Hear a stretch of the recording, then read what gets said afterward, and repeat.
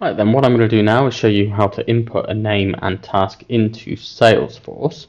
So from the home page and the list of tabs at the top, come across to the Tasks tab.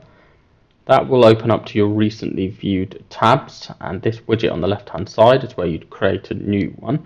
So just in the top right, you would click on the down icon and click New Task. Now this is where you would actually add the information on there. So for the example I've got, I'm going to add this as a follow-up call for the subject.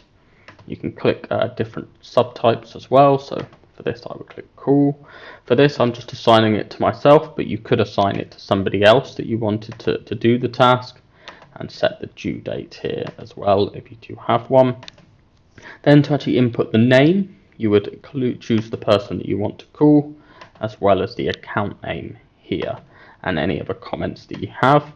After that, you can just search for the different priorities, and also you can set a reminder if you'd like as well. I'm not going to have one, so after that you just click save, and now the task has been created.